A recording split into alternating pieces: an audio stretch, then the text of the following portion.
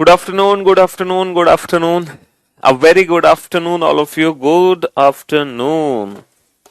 A very good afternoon, all of you. हाँ जी, तो मेरे भाई, हम लोगों ने क्लॉक चैप्टर खत्म कर लिया और ढेर सारे क्वेश्चन हमने किए, ढेर सारे टाइप्स हमने किए। और मैंने आपको बोला था यूट्यूब चैनल से वो क्लास देख लेना बेटा, जिसमें आपको एक्स्ट्रा क्वेश्चंस भी देखने को मिल जाएंगे। ठीक है जी। तो मुझे उम्मीद है कि आप लोगों ने वो क्लास देख ली होगी अब तक। तो चलिए साहब, आज हम नया चैप्टर शुरू करने जा रहे हैं, नया टॉपिक।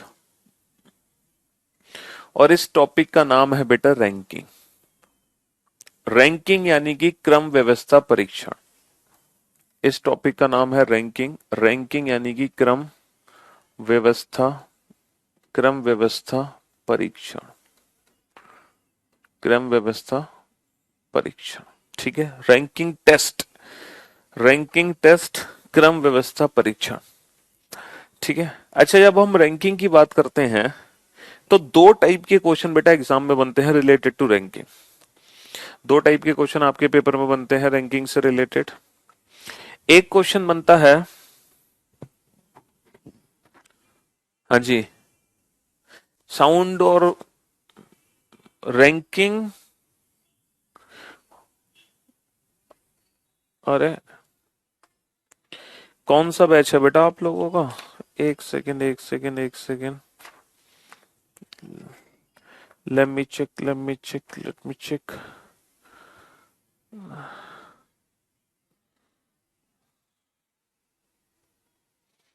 हम्म, ये कब हुआ, कैसे हुआ? एक सेकंड।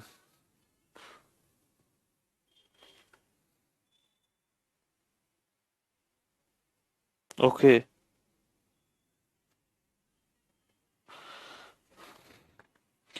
एक सेकंड। हाँ,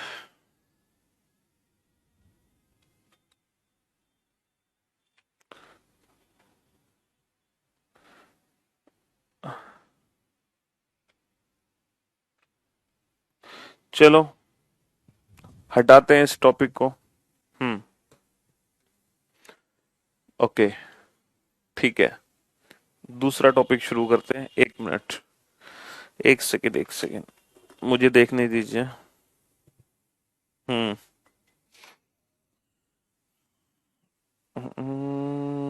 dice cube counting blood relation clock.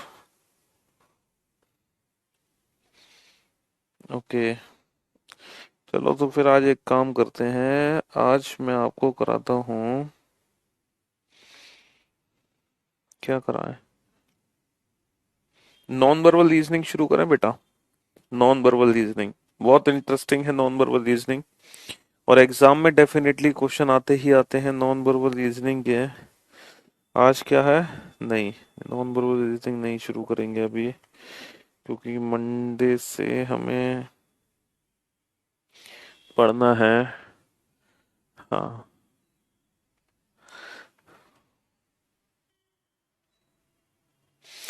बेटा, कोई बड़ा टॉपिक नहीं शुरू करूंगा मैं। कैलेंडर, सिलॉक्स, ये जो टॉपिक है ना, ये टॉपिक हम मंडे से शुरुआत करेंगे, क्योंकि ये बीच में लटक जाएंगे। अभी हमारे पास 3 दिन है इस वीक में, वेंसडे, थर्सडे, फ्राइडे। तो मैं उसके हिसाब से कोई छोटा टॉपिक देख रहा हूँ, है ना। हाँ जी, उसके हिसाब से हम क्या पढ़ें। वैसे थर्सडे फ्राइडे क्या करें यार, बड़ा कंफ्यूजन है। क्या पढ़ाएं आप लोगों को?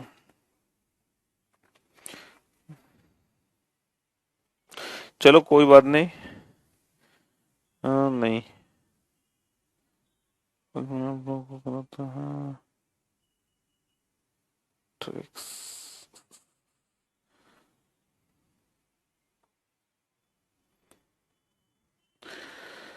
छुट्टी कर दें? नहीं बेटा, कोडिंग डिकोडिंग नहीं, कोडिंग डिकोडिंग तो फिर वो बड़ा चैप्टर है ना, वो सब मंडे के बाद से शुरू होंगे। हम कोई छोटा टॉपिक देख रहे थे। चलो पहले तो मैं आप लोगों को एक टॉपिक कराता हूँ।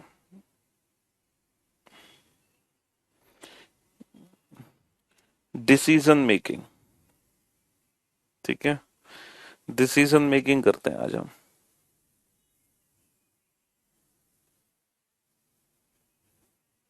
Decision making. चलिए, डिसीजन मेकिंग कहाँ है, ये रहा।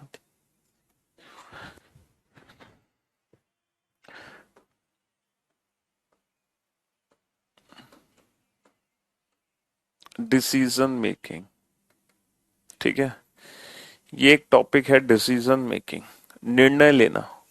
निर्णय लेना, ठीक है, डिसीजन मेकिंग टॉपिक करते हैं। ठीक है,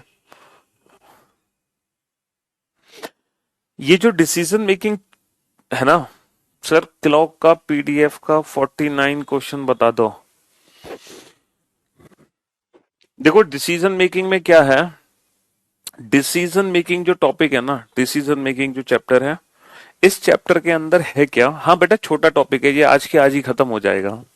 क्योंकि मुझे इन 3 दिनों में छोटे छोटे टॉपिक कराने हैं जो आज के आज ही खत्म हो जाएं, इस रीजन की वजह से। बाकी टॉपिक्स अभी नहीं करा रहे, फिर मंडे से शुरू करेंगे नए चैप्टर्स। ठीक है, बड़े बड़े टॉपिक्स। अभी मैं छोटे छोटे टॉपिक्स कराने की सोच रहा हूँ। वेंसडे थर्सडे फ्राइडे हम इन 3 दिन वो टॉपिक करेंगे जो इन तीनों दिनों में ही, मतलब वेंसडे का वेंसडे खत्म हो, थर्सडे का थर्सडे खत्म हो, फ्राइडे का फ्राइडे खत्म हो। इन 3 दिन में 3 छोटे टॉपिक करेंगे हम। ठीक है, तो डिसीजन मेकिंग में होगा क्या, जैसे जब हम कोई फॉर्म भरते हैं, तो जब हम फॉर्म भरते हैं तो हम सबसे पहले क्या चेक करते हैं सर, हम एलिजिबिलिटी क्राइटेरिया चेक करते हैं। और उस एलिजिबिलिटी क्राइटेरिया के आधार पे, उस एलिजिबिलिटी क्राइटेरिया के अकॉर्डिंग ही तो हम फॉर्म फिल कर पाते हैं, है ना। उस एलिजिबिलिटी क्राइटेरिया के आधार पे ही हम फॉर्म फिल कर पाते हैं। तो बस वही होता है डिसीजन मेकिंग, कि आपको ये निर्णय लेना है क्या आप एलिजिबल हो या नहीं हो। लेकिन यहां पर जो क्वेश्चन पूछे जाएंगे, यहां पर क्वेश्चन सिर्फ फॉर्म भरने से रिलेटेड नहीं पूछे जाएंगे। यहां पर क्वेश्चन बेटा एक किसी एक पर्टिकुलर जॉब से भी रिलेटेड हो सकता है, मतलब किसी भी चीज से रिलेटेड वो क्वेश्चन हो सकता है। मैं आपको एक बार क्वेश्चन दिखा देता हूं कि क्वेश्चन किस तरीके से आपको एग्जाम में देखने को मिलेगा। ठीक है, एक बार मैं क्वेश्चन ले लूं बेटा, थोड़ा सा 2 मिनट का और वेट कर लो आप। हम्म, डिसीजन मेकिंग का क्वेश्चन कहाँ है और कहाँ मिलने वाला है हमें यार। तो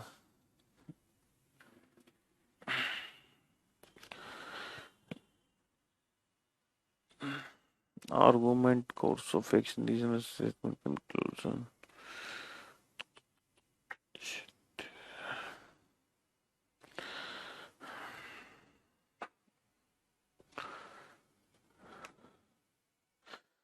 सर आज टेस्ट ले लो प्लीज। अरे टेस्ट बस छोड़ो बेटा, एक सेकेंड। एक्चुअली मैं देख नहीं पाया बेटा आपके टॉपिक्स वगैरह, उस चक्कर में रह गए हम। चलो कोई बात नहीं।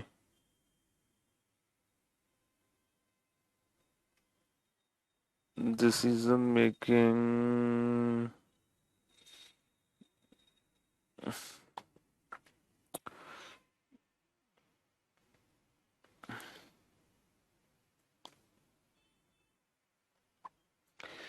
आपको क्वेश्चन दिखाए गए से तो बहुत बड़े बड़े क्वेश्चन हैं। ये क्या हो गया।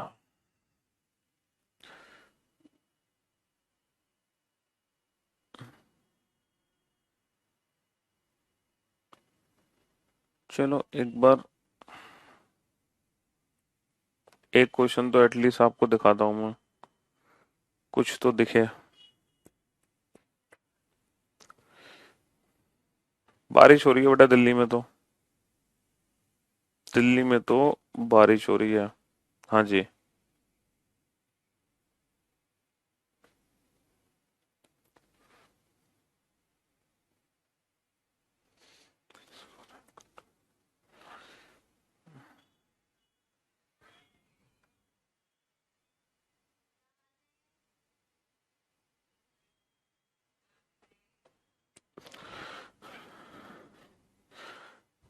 हाँ जी।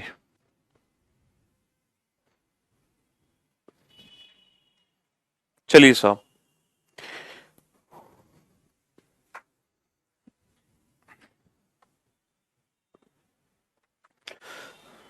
देखो डिसीजन मेकिंग में ना एग्जाम में क्वेश्चन कुछ इस तरीके से देखने को मिलेगा।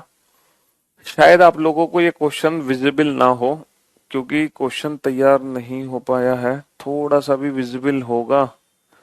चलो मैं आपको क्वेश्चन ना पढ़ के सुनाता हूँ। क्वेश्चन आपको दिख तो रहा नहीं होगा, लेकिन मैं आपको क्वेश्चन ना पढ़ के सुना देता हूँ एक बार। ठीक है, बिल्कुल भी नहीं दिख रहा ना क्वेश्चन आप लोगों को? ये क्या हो रहा है? एक बार मैं आपको क्वेश्चन पढ़ के सुनाता हूँ, जरा ध्यान से सुनना बेटा। ठीक है। Following following are the criteria required to be fulfil to gain admission into engineering college in Tamil Nadu. मतलब तमिलनाडु के एक इंजीनियरिंग कॉलेज में एडमिशन लेने के लिए कुछ मापदंड दिए गए हैं बेटा। तमिलनाडु के इंजीनियरिंग कॉलेज में एडमिशन लेने के लिए कुछ मापदंड दिए गए हैं। ठीक है, फॉलोइंग आर द क्राइटेरिया। ये क्राइटेरिया किस लिए है? ये क्राइटेरिया है तमिलनाडु के किसी इंजीनियरिंग कॉलेज में एडमिशन लेने के क्राइटेरिया है। उस आधार पे आपको तमिलनाडु के इंजीनियरिंग कॉलेज में एडमिशन मिल जाएगा। देखो पहली कंडीशन हमें क्या दे रखी है? सबसे पहली कंडीशन देखो, जितनी भी कंडीशन है ना, उन कंडीशंस को मैं यहाँ पे लिख देता हूँ। सबसे पहली कंडीशन क्या है तमिलनाडु के इंजीनियरिंग कॉलेज में एडमिशन लेने के लिए? पहली कंडीशन ये है, the candidate should have secured at least 60% marks in HSC और 50% मार्क्स इन सीबीएसई। जो कैंडिडेट है ना, उसके कम से कम बेटा 60% मार्क्स चाहिए एसएससी में, कम से कम 60% मार्क्स चाहिए एचएससी में, या फिर कम से कम 50% मार्क्स होने चाहिए उसके सीबीएसई में। तो सबसे पहली कंडीशन है तमिलनाडु के इंजीनियरिंग कॉलेज में अगर आप एडमिशन लेना चाहते हो, तो सबसे पहली कंडीशन आपको दे रखी है कि आपके एचएससी में एटलीस्ट 60% मार्क्स होने चाहिए, या फिर सीबीएसई में 50% मार्क्स होने चाहिए। बेटा आपको कुछ दिख नहीं रहा, मुझे पता है। आप लोग सिर्फ ध्यान से सुनो, आपको लिखने की जरूरत नहीं है। जो चीज मैं बोर्ड पे लिख रहा हूं बस वो चीज लिखो। जो चीज मैं बोर्ड पे लिख रहा हूं आप चीज सिर्फ उतना लिखो, सिर्फ उतना लिखो, और उसके अलावा कुछ भी मत लिखना। ठीक है, जो चीज मैं बोर्ड पर लिख रहा हूं सिर्फ उतना लिखना। ठीक, चलो मैं शुरू से रिपीट करता हूं बेटा। तमिलनाडु के एक इंजीनियरिंग कॉलेज में एडमिशन लेने के लिए, तमिलनाडु के इंजीनियरिंग कॉलेज में एडमिशन लेने के लिए कुछ क्राइटेरिया हैं, जिसमें पहली कंडीशन ये है कि कैंडिडेट के कम से कम 60% मार्क्स आने चाहिए एचएससी में, या फिर 50% मार्क्स हो सीबीएसई में। सबसे पहली कंडीशन। ठीक है, ये लिखते जाओ, ये कंडीशंस आप लोग लिखते जाओ। दूसरी कंडीशन लिखो बेटा, the candidate should have pass in HSC with academic subject math physics chemistry put together with a minimum average percentage are only eligible to apply. अच्छा, जो दूसरी कंडीशन है उसके दो पार्ट हैं। पहला पार्ट ये है, या तो कैंडिडेट एचएससी में पास हो पीसीएम सब्जेक्ट के साथ, या फिर बेटा इसकी जगह दूसरी कंडीशन ये है, pass in any one of the HSC vocational subject with any one of the engineering related namely physics chemistry man with. हाँ जी, दूसरी कंडीशन ये है किसी भी वोकेशनल सब्जेक्ट में पास होना चाहिए, है ना, with minimum percentage. Vocational subject PCM और इंजीनियरिंग सब्जेक्ट्स हैं। ठीक है, तीसरी कंडीशन लिखो बेटा। तीसरी कंडीशन ये है, the candidate should be a resident of Tamil Nadu, that is the candidate who have passed 11th 12th standard in Tamil Nadu. जो कैंडिडेट है ना, वो तमिलनाडु से पास आउट होना चाहिए। यानी कि जो कैंडिडेट की 11th और 12th होनी चाहिए वो तमिलनाडु से ही होनी चाहिए। भाई 11th और 12th क्लास उसने तमिलनाडु से ही पढ़ी हो, 11th और 12th उसकी तमिलनाडु से होनी चाहिए। बेटा ये हायर सेकेंडरी स्कूल हो गया। नेक्स्ट, चौथी कंडीशन ये है, the candidate should have secure at least 60% marks in entrance exam. जो एंट्रेंस एग्जाम होगा उसमें 60% मार्क्स होने चाहिए। एंट्रेंस एग्जाम में 60% मार्क्स होने चाहिए। एंट्रेंस एग्जाम में कितना होना चाहिए? 60% मार्क्स होने चाहिए। एंट्रेंस एग्जाम में 60% मार्क्स होने चाहिए। तो बेटा ये 4 कंडीशन है, जो चारों ही कंडीशन कैंडिडेट फॉलो करेगा, उस कैंडिडेट को तमिलनाडु के इंजीनियरिंग कॉलेज में एडमिशन मिलेगा। जो बच्चा इन चारों ही कैंडिडेट जो बच्चा इन चारों ही कंडीशन को सेटिस्फाई करेगा, उस बच्चे को तमिलनाडु के इंजीनियरिंग कॉलेज में एडमिशन मिलेगा। ये 4 कंडीशन हमें दे रखी है बेटा इतने बड़े क्वेश्चन के अंदर, जो आपको दिख नहीं रहा, लेकिन मैंने आपको पढ़ के समझा दिया।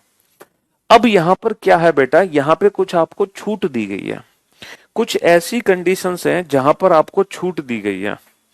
जैसे नीचे लिखा हुआ है, कुछ ऐसी कंडीशंस है जहां पर आपको छूट दी गई है। और वो छूट क्या है? देखो ये है, at first above but the candidate has good sports records, the candidate is admitted under sports quota। देखो इन्होंने बोला है, अगर कोई ऐसा कैंडिडेट है जिसकी पहली कंडीशन सेटिस्फाई नहीं है, जिसकी पहली कंडीशन सेटिस्फाई नहीं है, लेकिन लेकिन उसके पास अगर गुड स्पोर्ट्स रिकॉर्ड है, पहली कंडीशन सेटिस्फाई नहीं है बट इसके बदले उसके गुड स्पोर्ट्स रिकॉर्ड है, तो कैंडिडेट को एडमिशन मिल सकता है किसके अंदर? स्पोर्ट्स कोटा के अंदर। तो उसका एडमिशन स्पोर्ट्स कोटा के अंदर हो जाएगा, उसका एडमिशन स्पोर्ट्स कोटा के अंदर हो जाएगा। अच्छा, दूसरा आपको रियायत क्या दी गई है? दूसरी रियायत दी गई है आपको तीसरी कंडीशन पे, एट थर्ड।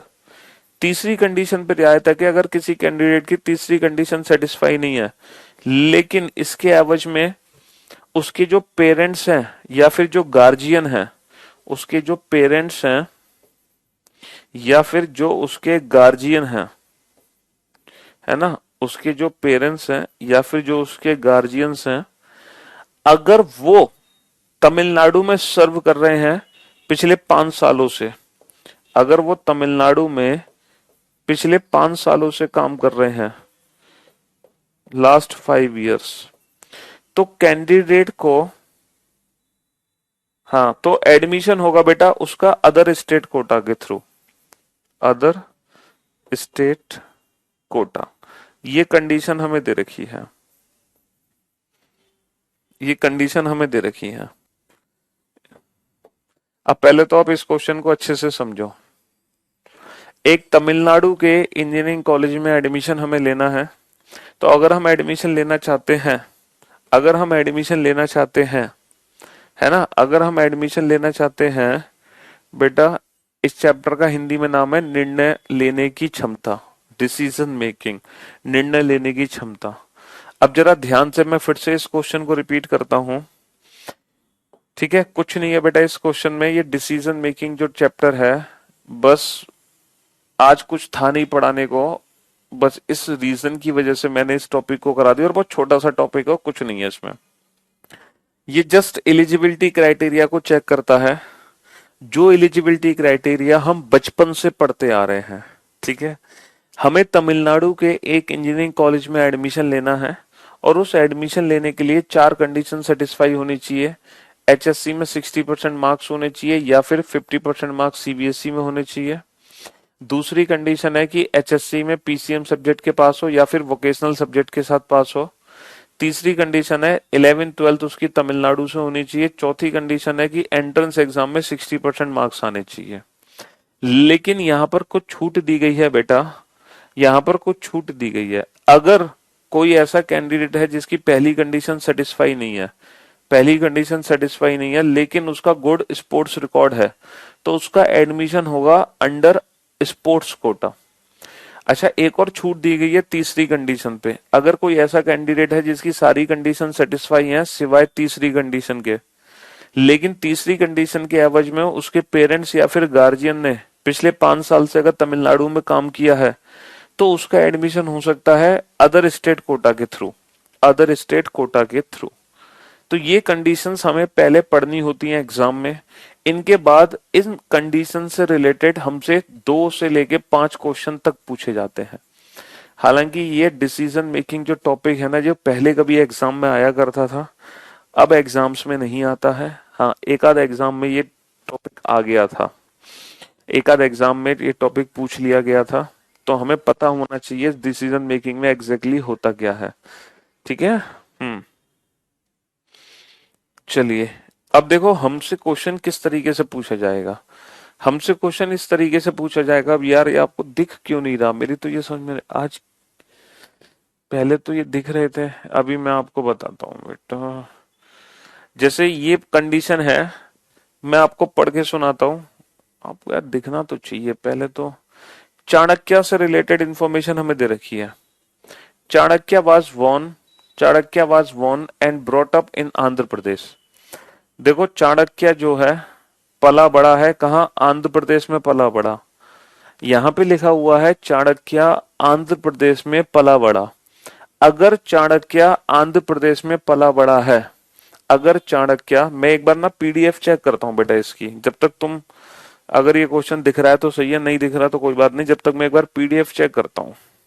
बैकग्राउंड चेंज करने से भी नहीं दिखेगा बेटा क्वेश्चन।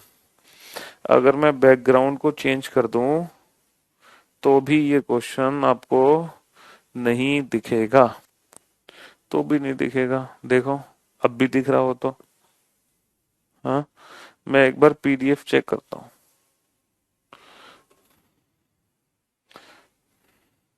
इसकी पीडीएफ होगी मेरे पास, लेट मी चेक।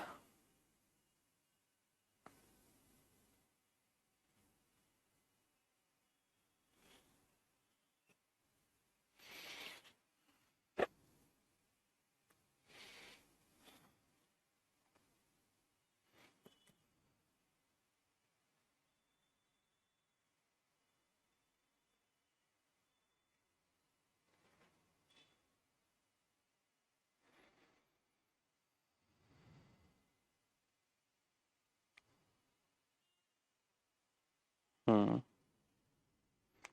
चलो ये पीडीएफ एक है तो सही बेटा, इस पीडीएफ को चलाते हैं एक बार।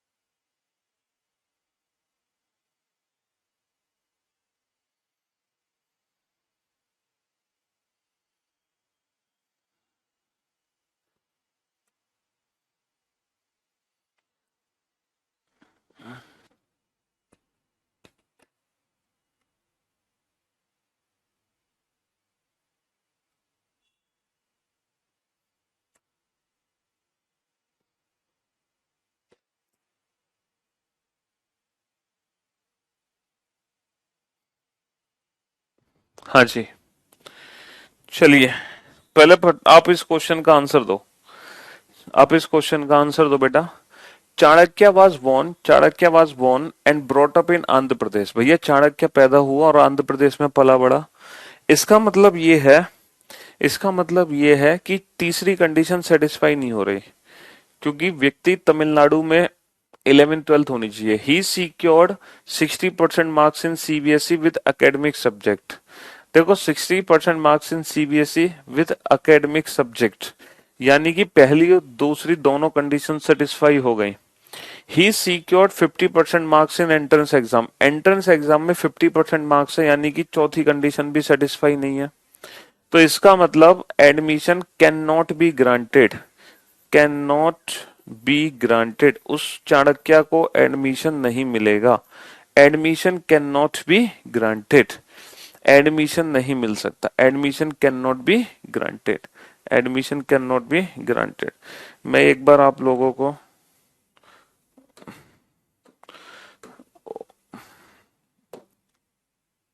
पीडीएफ ही चला देते हैं बेटा। डिसीजन मेकिंग में देखो बेसिकली होगा क्या, एडमिशन इसलिए नहीं मिलेगा क्योंकि चौथी कंडीशन भी सेटिस्फाई नहीं हुई, तीसरी कंडीशन भी सेटिस्फाई नहीं हुई, चौथी कंडीशन भी सेटिस्फाई नहीं हुई, इसलिए चाणक्य को एडमिशन नहीं मिलेगा। चाणक्य को नमस्ते। तो चाणक्य को नमस्ते हो गई थी। कोई बात नहीं बेटा, अभी एक बार पीडीएफ अगर चल जाती है तो आप लोगों को क्वेश्चन इजीली दिखाई देने लगेगा। एक बार चेक कर लेते हैं। हम्म।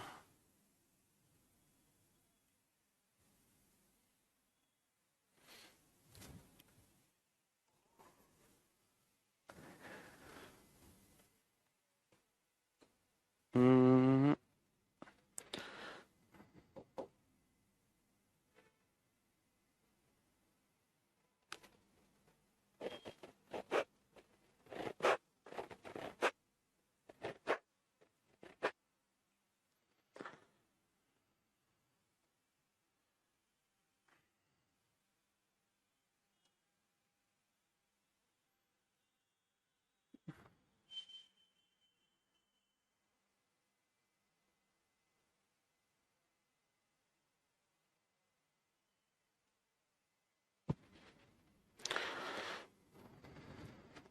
ये भी नहीं दिख रहा ना आपको? इसको भी हटाओ।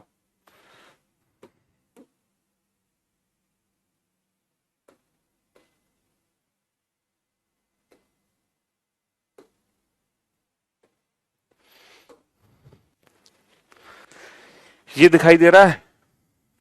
चलिए, अब इसको ध्यान से पढ़ो बेटा और अपना नोट डाउन करते जाओ बेटा। नोट करते जाओ, क्वेश्चन को ध्यान से पढ़ो और नोट करते जाओ। हम्म। निम्नलिखित जानकारी को ध्यानपूर्वक अध्ययन करें और नीचे दिए गए प्रश्नों के उत्तर दें। ठीक है। Following are the condition for the selecting management trainee in an organisation. ठीक है, कंडीशंस दे रखी है बेटा, मैनेजमेंट ट्रेनी के लिए कंडीशन दे रखी है। एक संगठन में प्रबंधन प्रशिक्षु के चयन के लिए निम्नलिखित शर्तें हैं। ठीक है, ये शर्तें दे रखी हैं। पहली कंडीशन लिखो, आप सारी कंडीशन लिखते जाओ। Be a graduate with at least 60% marks. पहली कंडीशन ये है भैया, ग्रेजुएशन में कम से कम 60% मार्क्स होने चाहिए। ग्रेजुएशन में कम से कम 60% मार्क्स होने चाहिए, ये पहली कंडीशन है। ठीक है, दूसरी कंडीशन लिखो बेटा, be not less than 21 years and not more than 28 years age on 1/1/10। बेटा 1/1/2010 को जो उसकी एज है, एज है ना, एज 1/1/2010 को ना तो वो 21 साल से छोटा होना चाहिए, यानी कि 21 साल से ज्यादा होनी चाहिए, और ना वो 28 साल से बड़ा होना चाहिए, यानी कि उसकी जो एज है बेटा 1/1/2010 को 21 और 28 साल के बीच में होनी चाहिए। 21 और 28 साल के बीच में होनी चाहिए। अब तो क्वेश्चन आपको दिख रहा होगा, अब तो कोई दिक्कत नहीं है। ठीक है, चलिए साहब, नेक्स्ट। नेक्स्ट तीसरी कंडीशन क्या है बेटा? तीसरी कंडीशन लिखो बेटा। तीसरी कंडीशन ये है, बी रेडी टू पे ₹50,000 एज सिक्योरिटी डिपॉजिट। मतलब भैया तीसरी कंडीशन है कि उसको 50,000 रुपए जमा करने पड़ेंगे, सिक्योरिटी डिपॉजिट 50,000 रुपए उसको जमा करने पड़ेंगे, ये तीसरी कंडीशन है। ये सिक्योरिटी डिपॉजिट उसको करना पड़ेगा। चौथी कंडीशन क्या है? Have secure at least 40% marks in selection examination. चौथी कंडीशन है कि कम से कम 40% मार्क्स आने चाहिए सिलेक्शन एग्जामिनेशन में। सिलेक्शन एग्जाम में कम से कम 40% मार्क्स आने चाहिए, चौथी कंडीशन। पांचवी कंडीशन क्या है? पांचवी कंडीशन है, have secure at least 50% marks in personal interview. भाई पर्सनल इंटरव्यू में कम से कम 50% मार्क्स होने चाहिए। इंटरव्यू में कम से कम 50% मार्क्स होने चाहिए। तो बेटा ये जितनी भी कंडीशन दे रखी है, ये जो एलिजिबिलिटी क्राइटेरिया दे रखा है, ये किसके लिए दे रखा है? ये एलिजिबिलिटी क्राइटेरिया दे रखा है मैनेजमेंट ट्रेनी के लिए। मैनेजमेंट ट्रेनी का एलिजिबिलिटी क्राइटेरिया है। पहली कंडीशन यहाँ पे लिखी है, दूसरी कंडीशन भी यहाँ पे लिखी है, तीसरी कंडीशन, चौथी, पांचवी, पांचों कंडीशन मैंने लिख दी है साहब। अब क्या है, in the case of a condition who has satisfied all the above conditions except, इस लाइन को अच्छे से पढ़ो बेटा, इस लाइन को बहुत अच्छे से पढ़ो और बहुत ध्यान से समझने की कोशिश करना कि ऐसे उम्मीदवार के मामले में जिसने उपरोक्त सभी शर्तों को पूरा किया सिवाय, मतलब पांचों कंडीशन सेटिस्फाई हो रही हैं एक्सेप्ट, एक्सेप्ट यानी कि एक्सेप्ट पहली, अगर ऐसा कोई कैंडिडेट है जिसकी पांचों कंडीशन सेटिस्फाई हुई है सिवाय पहली कंडीशन के, पहली कंडीशन को छोड़कर अगर उसने बाकी की चारों कंडीशन सेटिस्फाई कर ली हैं, तब क्या होगा, बट इसके एवज में क्या करना है उसको, है secure at least 65% marks in post graduation, the case is to be referred to GM, GM के पास केस चला जाएगा। यानी कि क्वेश्चन ये है कि एक ऐसा कैंडिडेट है जिसकी सारी कंडीशन सेटिस्फाई हैं, सिर्फ और सिर्फ पहली कंडीशन को छोड़कर, पहली को छोड़कर अगर बाकी सारी सेटिस्फाई हैं, लेकिन पहली के अलावा उसके अगर पोस्ट ग्रेजुएशन में, अगर उसके पोस्ट ग्रेजुएशन में 65% मार्क्स हैं, तो बेटा ये जो केस है ना, ये केस चला जाएगा जीएम के पास, रेफर टू जीएम। तो ये केस बेटा जीएम के पास चला जाएगा, रेफर टू जीएम। आप इसको, इस बात को समझे अच्छे से कि अगर कोई ऐसा कैंडिडेट है जिसकी पांचवी, चौथी, तीसरी, दूसरी कंडीशन सेटिस्फाई है, पहली की जगह ये वाली कंडीशन है, पहली नहीं है बट ये है, तो फिर ये जो केस है बेटा ये जीएम को रेफर कर दिया जाएगा। ठीक है, वैसे ही यहाँ पे एक और चीज लिखी हुई है कि सारी कंडीशन सेटिस्फाई है सिर्फ थर्ड कंडीशन को छोड़कर। अगर कोई एक ऐसा कैंडिडेट है जिसकी सारी कंडीशन सेटिस्फाई है लेकिन तीसरी कंडीशन सेटिस्फाई नहीं है, लेकिन इसके एवज में क्या है, but is ready to sign a bond for 1 year, the case is to be refer to ED personal, ED पे चला जाएगा। है ना, अगर कोई एक ऐसा कैंडिडेट है जिसकी सारी कंडीशन सेटिस्फाई है तीसरी को छोड़कर, लेकिन उसके एवज में वो 1 साल का बॉन्ड भरने को तैयार है, तीसरी कंडीशन यानी कि अगर वो 50,000 रुपए नहीं देता तो 50,000 रुपए की जगह वो 1 ईयर का बॉन्ड साइन कर सकता है, 1 ईयर का बॉन्ड। तो ये जो केस है बेटा, ये केस किसको चला जाएगा, ईडी को रेफर हो जाएगा। ये केस किसको रेफर हो जाएगा, ईडी को रेफर हो जाएगा, ईडी को रेफर हो जाएगा।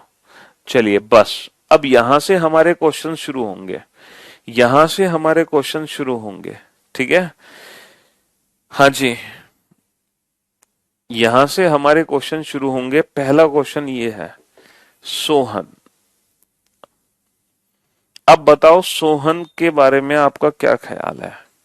5 ऑप्शन ये है, यदि दिया गया डेटा निर्णय लेने के लिए पर्याप्त नहीं है, अगर डेटा पर्याप्त नहीं है तो आप ऑप्शन ए को टिक करोगे, यदि उम्मीदवार का चयन किया जाना है तो बी ऑप्शन को टिक करोगे, यदि उम्मीदवार का चयन नहीं किया जाना तो सी ऑप्शन को टिक करोगे, है ना, यदि मामला जीएम को जाएगा तो डी ऑप्शन टिक करोगे, यदि मामला ईडी को जाएगा तो ऑप्शन ई टिक करोगे, ऑप्शन ई टिक करोगे।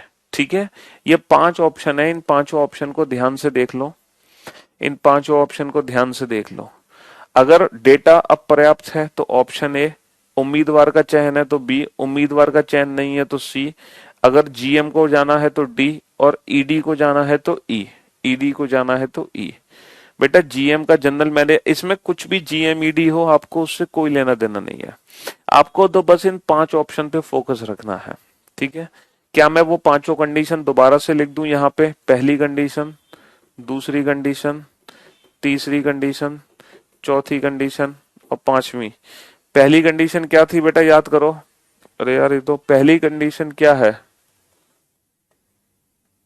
तो बहुत दूर चले गए हम। पहली कंडीशन है ग्रेजुएशन में 60%, पहली कंडीशन है कि ग्रेजुएशन में 60% मार्क्स होने चाहिए, अगर ये नहीं है तो इसके बदले पोस्ट ग्रेजुएशन में 65% मार्क्स होंगे, तो केस चला जाएगा जीएम को। चलिए दूसरी कंडीशन क्या थी, दूसरी कंडीशन याद करो बेटा, दूसरी कंडीशन थी कि जो एज है वो 21 और 28 के बीच में होनी चाहिए, एज 21 से 28 के बीच में होनी चाहिए। तीसरी कंडीशन है कि 50,000 रुपए देने हैं, अगर 50,000 रुपए नहीं दे पाता तो इसके बदले में 1 ईयर का बॉन्ड कर दे साइन, 1 ईयर का बॉन्ड साइन कर दे, तो जो केस है बेटा वो चला जाएगा ईडी को, केस चला जाएगा ईडी को। चौथी कंडीशन क्या है, चौथी कंडीशन है उसकी कि जो एंट्रेंस एग्जाम होगा उस एग्जाम में कम से कम कितने परसेंट मार्क्स होने चाहिए? एंट्रेंस एग्जाम में एंट्रेंस एग्जाम में 40% मार्क्स होने चाहिए और इंटरव्यू में 50%। 40-50 एग्जाम में 40% मार्क्स होने चाहिए और इंटरव्यू में 50% मार्क्स होने चाहिए। अब आप बताओ बेटा, सोहन के बारे में आपका क्या कहना है? सोहन के बारे में आपका क्या कहना है? सोहन के बारे में आपका क्या कहना है, जल्दी से बताओ। Sohan Awasthi was born on 8 June 1987। देखो, हम किसी भी व्यक्ति की एज कैसे पता करते हैं? व्यक्ति पैदा हुआ है 8 जून 1987 को और हमें जो डेट चाहिए वो चाहिए 1/1/2010। हमें चाहिए 1 जनवरी 2010 को वो कितने साल का हो गया? 1 जनवरी 2010। बेटा इसको उल्टा लिखो, पहले लिखो 2010, फिर लिखो जनवरी, फिर लिखो 1। तो हमें ये पता लगाना है कि जो अवस्थी हैं, सोहन अवस्थी, ये 8 जून को पैदा हुए थे। 8 जून 1987 को पैदा हुए। तो हमें ये पता लगाना है कि ये 1 जनवरी 2010 को कितने साल के हो गए। तो ध्यान से सुनना और ध्यान से समझने की कोशिश करना बेटा, इस क्वेश्चन को कैसे सॉल्व करोगे। देखो, माइनस कर दो, एक में से 8 तो माइनस होगा नहीं, यहां से जनवरी उधार चला जाएगा। जब जनवरी उधार चला जाएगा यहां से, तो जनवरी में 31 दिन होते हैं बेटा। तो 31 और 1 32, 32 दिन हो गए। 32 में से 8 माइनस होगा तो 24 दिन आ गए बेटा। 32 में से 8 माइनस होगा तो 24 दिन आ गए, क्योंकि 31 और 1 32, 32 माइनस 8 24। यहाँ पे बचा बेटा क्या? यहाँ पे जनवरी था पहला महीना, तो पहला महीना यहाँ उधार चला गया, तो यहाँ तो 0 महीने बचे, 0। तो 0 की जगह यहाँ से 1 साल उधार लोगे, और जब 1 साल उधार लोगे तो 1 साल में होते हैं बेटा 12 महीने। 1 साल में कितने महीने होते हैं? 1 साल में होते हैं 12 महीने। देखो, यहाँ पे 1 था और यहाँ पे 8 जून यानी कि 6 है। तो जब 1 यहाँ चला गया तो यहाँ 0 बचा, तो यहाँ से 1 साल उधार लिया। 1 साल में होते हैं 12 महीने, और 0 था तो 12 प्लस 0 12, 12 माइनस 6 होगा 6, 12 माइनस 6 होगा 6। और यहाँ पे बचा बेटा 2009। अब 9 में से 7 किया बेटा 2, 11 में से 8 गया 3, 11 में से 8 गया 3। तो व्यक्ति, हाँ गड़बड़ हो गई, 9 में से 7 गया 2, और सॉरी ये 2009 है ना, तो ये 0 बचत 0, बेसिकली 2009 है ये, 09 और 1987। तो बेटा 9 में से 7 गया 2, और ये 10 में से 8 गया 2 बचेगा 2। 10 में से 8 गया बेटा 2 बचेगा, 10 में से 8 गया 2, और ये 9 में से 9 गया 0, 1 में से 1 गया 0, तो 22 साल। तो जो व्यक्ति है बेटा वो 22 साल 6 महीने 24 दिन का है। 22 साल 6 महीने 24 दिन, 22 साल 6 महीने 24 दिन। इसका मतलब ये है कि दूसरी कंडीशन बेटा 100% सेटिस्फाई हो गई। दूसरी कंडीशन 100% सेटिस्फाई हो गई। अच्छा, he has secured 55% marks in both selection examination and personal interview। बेटा पर्सनल इंटरव्यू में भी 55% है, सिलेक्शन एग्जाम में भी 55% है। इसका मतलब ये दोनों कंडीशन भी सेटिस्फाई हो गई। भैया 55-55 आ गए, 40 और 50 आने चाहिए थे। चलिए साहब, ही कैन पे द सिक्योरिटी डिपॉजिट ऑफ 50,000, यानी कि तीसरी कंडीशन भी सेटिस्फाई हो गई। चौथी कंडीशन क्या है? He has secured 68% marks in post graduation and 59% marks in graduation. देखो, ग्रेजुएशन में 59% मार्क्स हैं, ग्रेजुएशन में 59 है, यानी कि ये वाली कंडीशन सेटिस्फाई ना होकर ये वाली कंडीशन सेटिस्फाई हुई है। तो इसका मतलब ये है the case is referred to GM. तो कौन सा ऑप्शन हमारा करेक्ट होगा? हमारा ऑप्शन कौन सा करेक्ट होगा? Option D. Option D is the right answer. The case is to be referred to GM. तो जो जीएम को रेफर होगा, खत्म। तो डिसीजन मेकिंग बेटा एक ऐसा चैप्टर है जो हम बचपन से पढ़ते आ रहे हैं, क्योंकि जब भी हम कोई बचपन से फॉर्म भरते हैं तो हम एलिजिबिलिटी क्राइटेरिया ही देखते हैं। तो बस इस क्वेश्चन में एलिजिबिलिटी क्राइटेरिया ही चेक करना है हमें, एलिजिबिलिटी क्राइटेरिया ही हमें चेक करना है। समझे? The case is referred to GM. क्यों? क्योंकि बाकी सारी कंडीशन सेटिस्फाई है और इसके बदले ये है, तो ये वाला केस जीएम को रेफर होना था। समझे बाबू? चलिए साहब, अब हम चलते हैं दूसरे क्वेश्चन की तरफ। अच्छा, अब बेटा दूसरे क्वेश्चन का आंसर आप खुद देना। ये कंडीशन आप लिख लो बेटा, ये पांचों कंडीशन लिख लो, ताकि बार बार लिखने की जरूरत ना पड़े आपको, बार बार लिखने की जरूरत ना पड़े। हाँ बेटा, जो बुक है बेटा वो बैंकिंग के लिए भी है सफिशिएंट, हमारी जो व्हाइट पेपर वाली बुक है ना। और बैंकिंग की एक अलग से भी बुक आ रखी है, ठीक है, जिसमें सिर्फ और सिर्फ बैंकिंग का है, उसके अलावा कुछ और नहीं है। ठीक, चलिए बेटा अनुज के बारे में बताओ। अनुज वाज बोर्न ऑन 25 मार्च 1984। भैया 1984 में पैदा हुआ, तो 2010 को वो कितने साल का होगा? 1984 से 2010 निकालना बेटा, 84 से 10, 6 तो 90 आ गए, 90 6 आ गए, 90 के बाद 20 और जोड़ दो, तो 20 और 6 26 साल के लगभग है। जबकि हमारी उम्र होनी चाहिए 21 से 28। तो इसका मतलब ये है पहली, दूसरी, तीसरी, चौथी, पांचवी, दूसरी कंडीशन सेटिस्फाई हो गई, क्योंकि एज वाली दूसरी कंडीशन है। या 1984 में पैदा हुआ है, तो 2010 को वो करीबन 26 साल का हो जाएगा, तो दूसरी कंडीशन हमारी सेटिस्फाई हो गई। अच्छा, he has secured 58% marks in graduation and 63% marks in post graduation. देखो, ग्रेजुएशन में 58% है, 63 है पोस्ट ग्रेजुएशन में। मेरे दोस्त, मेरे भाई, ग्रेजुएशन में कम से कम 60% होने चाहिए थे, तो ये कंडीशन सेटिस्फाई नहीं हुई। बट इसके बदले पोस्ट ग्रेजुएशन में 65% होने चाहिए थे, और ये भी कंडीशन सेटिस्फाई नहीं हुई। तो कुल मिला के पहली कंडीशन कुल मिला के कोई भी सेटिस्फाई नहीं हुई। तो इसका मतलब ये है अनुज को हो गई नमस्ते, अनुज को हो गई नमस्ते। The candidate not to be selected, if the candidate is not to be selected, option C is the right answer. तो option C is the right answer, क्योंकि पहली कंडीशन बेटा सेटिस्फाई हो ही नहीं रही, ना तो नॉर्मल कंडीशन सेटिस्फाई हो रही, ना ही इसके ऑप्शनल कंडीशन सेटिस्फाई हो रही, कोई भी कंडीशन सेटिस्फाई नहीं हो रही, इसलिए नॉट सेलेक्टेड। तो भैया अनुज को तो टाटा बाय बाय हो गया। नेक्स्ट, सीमा के साथ क्या होगा? हाँ, सीमा के बारे में जानते हैं, पहले पांचों कंडीशन यहाँ पे लिख लेते हैं। हाँ जी, सीमा जी, सीमा वाज बोर्न ऑन 1985, 1985 का मतलब 2010 तक वो हो गई 25 साल के आसपास। भाई 85 और 5 90, और 90 और 20 2010, तो 25 साल के आसपास हो गई सीमा। तो दूसरी कंडीशन तो सेटिस्फाई कर गई।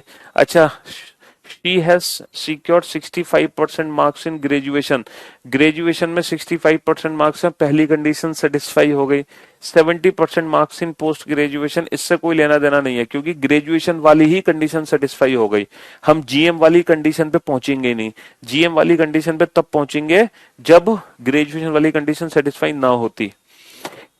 शी इज रेडी टू पे 50,000 एज सिक्योरिटी डिपॉजिट, तो तीसरी कंडीशन भी सेटिस्फाई हो गई। अच्छा, she has also secured 45% marks in selection examination, selection examination में 45% मार्क्स हैं, ये भी कंडीशन सेटिस्फाई हो गई। लेकिन बेटा इंटरव्यू से रिलेटेड इंफॉर्मेशन दे ही नहीं रखी, इंटरव्यू में कितने एग्जाम है ये इंफॉर्मेशन हमें दे ही नहीं रखी, इंटरव्यू से रिलेटेड इंफॉर्मेशन हमें दे नहीं रखी। तो इसीलिए इस क्वेश्चन का आंसर क्या होगा? सीमा के साथ क्या होगा? If the data provided are not adequate to take a decision, यदि दिया गया डेटा निर्णय लेने के लिए पर्याप्त नहीं है, यानी कि option A is the right answer. तो अब जो हमारा आंसर होगा वो ऑप्शन ए होगा, अब जो हमारा आंसर होगा वो ऑप्शन ए होगा, क्योंकि इंटरव्यू से रिलेटेड इंफॉर्मेशन हमें दे ही नहीं रखी। ठीक, पेपर में बेटा ये सारे पॉइंट्स दे रखे होंगे ना एज इट इज, ये जो हमने पॉइंट्स लिखे हैं ये सब दे रखा होगा। ये बहुत बड़ा क्वेश्चन होता है डिसीजन मेकिंग का, देखो ये सारी इंफॉर्मेशन हमें दी होगी, तभी तो ये सारे पॉइंट्स हमने लिखे हैं।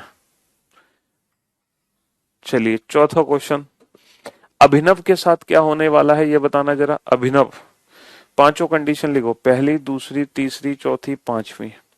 तो Abhinav Ghoshal has secured 52% marks in personal interview. भैया पर्सनल इंटरव्यू में 52% नंबर चाहिए, मतलब चाहिए तो थे 50, लेकिन ये तो लिया है 52, तो पांचवी कंडीशन सेटिस्फाई हो गई।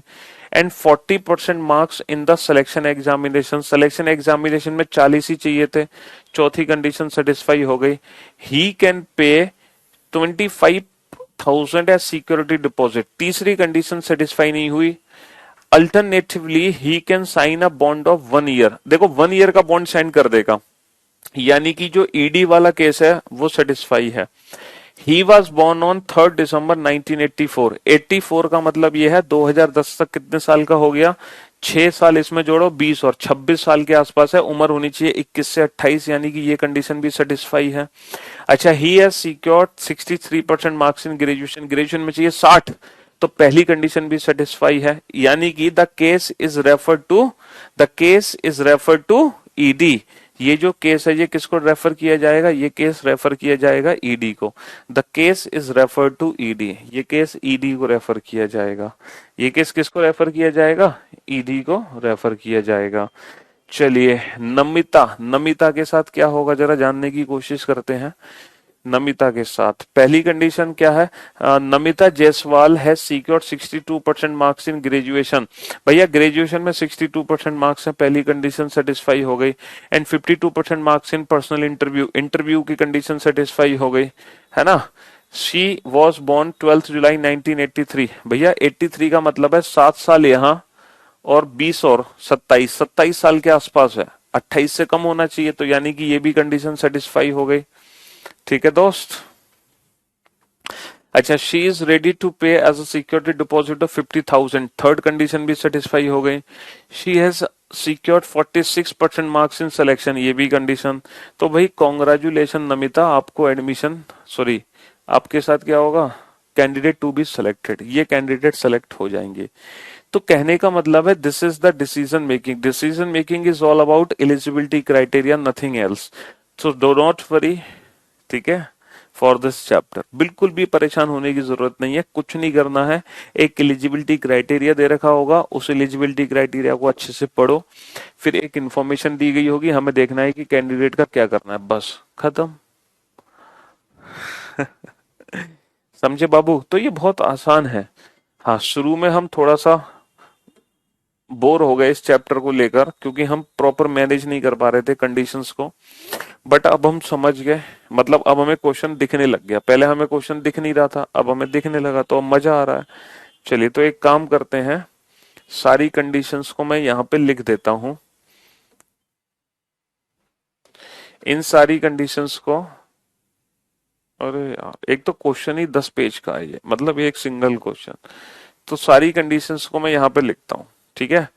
पहली कंडीशन क्या है, पहली कंडीशन क्या है, देखो पहली कंडीशन पढ़ो बेटा, क्या है, निम्नलिखित जानकारी को ध्यानपूर्वक करें और नीचे के प्रश्नों के उत्तर दें।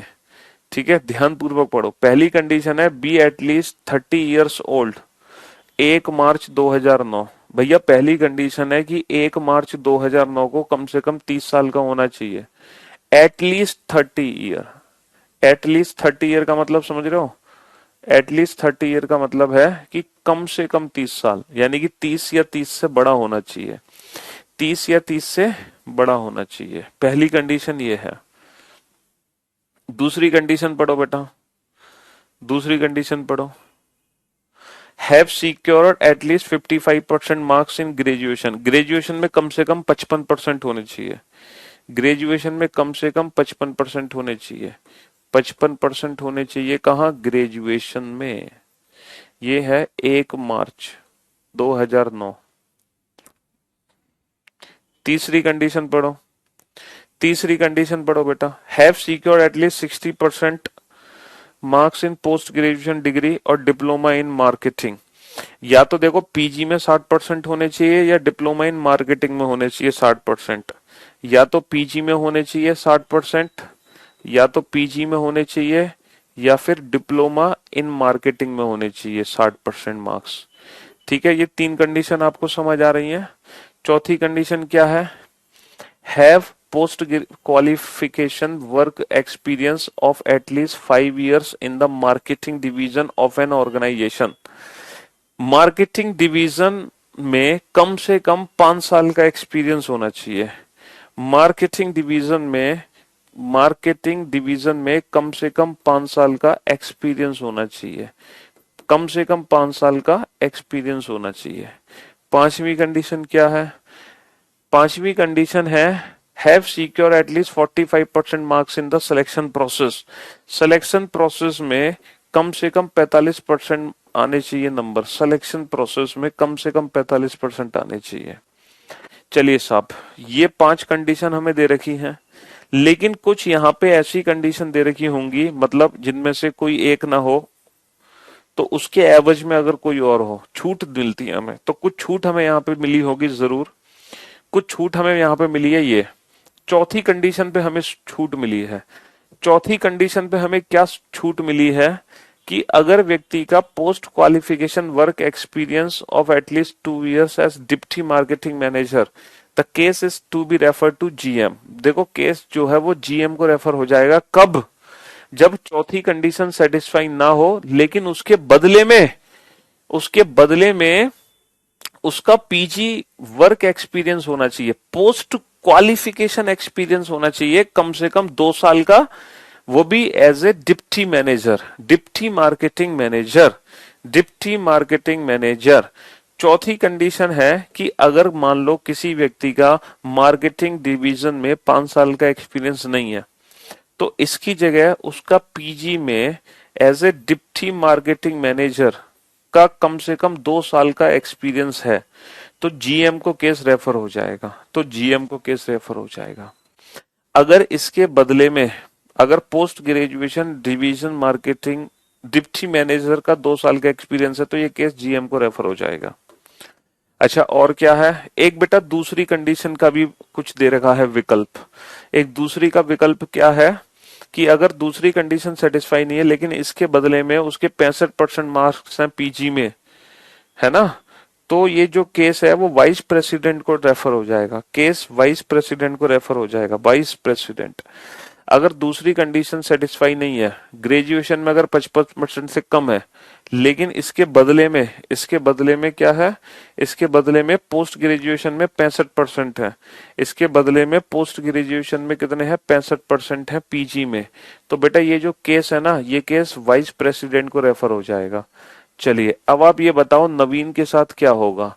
नवीन के साथ क्या होगा? नवीन से रिलेटेड इंफॉर्मेशन आपको दे रखी है, जल्दी से पढ़ के बताओ नवीन के साथ क्या होने वाला है। ये सारी कंडीशंस मैंने आपके सामने लिख दी हैं। व्हाट अबाउट नवीन?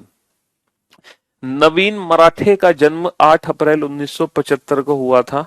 1975 से 2009, बेटा 75 से 2000 तक 25 साल हो गए। 25 और 9 34, यानी कि कम से कम 30 साल का है। पहली कंडीशन सेटिस्फाई हो गई। तो 19 he has secured 60% marks in both graduation and post graduation degree in marketing. बेटा 60% मार्क्स ग्रेजुएशन में होने चाहिए, तो ये मतलब 55 होने चाहिए, उसके 60 है पहली कंडीशन। यहाँ 60 होने चाहिए, उसके 60 है। ये तीनों कंडीशन उसकी सेटिस्फाई है। अच्छा, he has been working for the past 6 years in marketing division of an organisation after completing his PG degree in marketing. तो देखो, उसको मार्केटिंग डिवीजन का एक्सपीरियंस है 5 साल का, बहुत बढ़िया बात है। ये भी 6 साल का एक्सपीरियंस है, कम से कम 5 का होना चाहिए। ठीक है, next, he has secured 50% marks in selection process. 45 होने चाहिए, 55 है, 50 है। इसका मतलब जो है नवीन मराठे को क्या मिल जाएगा? नवीन मराठे का चयन हो जाएगा, टू बी सिलेक्टेड। ये तो भैया सेलेक्ट हो चुके हैं कैंडिडेट। नवीन मराठे तो सेलेक्ट हो गए, क्योंकि सारी की सारी कंडीशंस सेटिस्फाई हो चुकी हैं, तो इनका सिलेक्शन प्रोसेस तो पक्का है। If the candidate is to be selected, if the candidate is to be selected, तो option B is the right answer. ठीक है। तो नवीन मराठे, कॉन्ग्रेचुलेशन, आपका सिलेक्शन हो चुका है। अब बताओ दिव्या कोहली के साथ क्या होने वाला है? दिव्या कोहली, ये विराट कोहली की बहन है दिव्या कोहली। दिव्या कोहली ने क्या किया है? दिव्या कोहली ने क्या किया है? हाँ जी, दिव्या कोहली कब पैदा हुई? Divya Kohli has been working for the past 5 years in the marketing division of an organisation after completing her post graduation diploma in marketing. भैया पिछले पिछले 5 साल से काम कर रही हैं और पिछले 5 साल का एक्सपीरियंस होना चाहिए मार्केटिंग डिवीजन में। चौथी कंडीशन सेटिस्फाई हो चुकी है। अच्छा, विद 65% मार्क्स। अच्छा, पोस्ट ग्रेजुएशन में उनके 65% मार्क्स हैं। ग्रेजुएशन में के मार्क्स हमें दे नहीं रखे हैं, पोस्ट ग्रेजुएशन के मार्क्स दे रखे हैं 65%। तो जो दूसरी कंडीशन है वो उसका तो पता नहीं है, बट उसके बदले वाली कंडीशन, विकल्प वाली कंडीशन हमारी सेटिस्फाई हो चुकी है। अच्छा, she has secured 55% marks in graduation. देखो ग्रेजुएशन में कम से कम होने चाहिए थे 55, तो ग्रेजुएशन में उसके 55 है, इसका मतलब ये वाली कंडीशन सेटिस्फाई है, तो ये कंडीशन सेटिस्फाई है, फिर हमें इससे कोई लेना देना नहीं है। अच्छा, 50% marks in selection process. Selection process में 50% है, सिलेक्शन प्रोसेस में चाहिए कितने? 45, उसके यहाँ 50, तो ये कंडीशन सेटिस्फाई है। अच्छा, शी वॉज बोर्न ऑन 1979, इसका मतलब कितने साल की है? 21 और 9 30 साल की है, तो कम से कम 30 साल की होनी चाहिए। कब? 1 मार्च, देखो इसमें आप 1 मार्च 2009 को कम से कम होनी चाहिए 30 साल, तो इसकी एज हमें निकालनी पड़ेगी इस तरीके से, क्योंकि यहाँ पे कंफ्यूजन है, यहाँ पे कंफ्यूजन है बेटा। इसकी एज हमें निकालनी पड़ेगी माइनस करके। कैसे निकालोगे बेटा? अब जरा ध्यान से सुनना और ध्यान से समझना। एक में से दो तो घटेगा नहीं, तो यहां से एक महीना उधार ले लो। मार्च का महीना है, इसमें 31 दिन है, 31 और एक 32, 32 में से दो गए, बचे 30 दिन, 30 दिन बचे।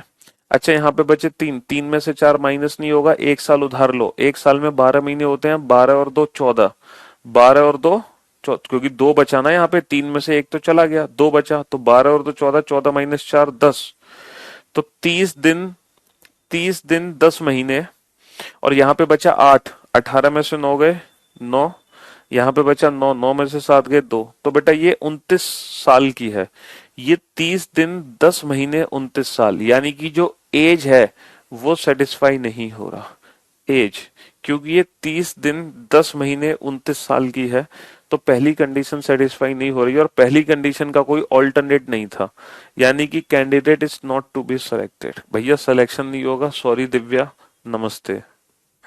तो आप समझ गए होंगे कि डिसीजन मेकिंग में आखिर होता क्या है। चलिए आज के लिए सिर्फ इतना ही रखते हैं, बाकी कल मुलाकात करते हैं, तब तक के लिए good bye, love you all, take care, thank you so much.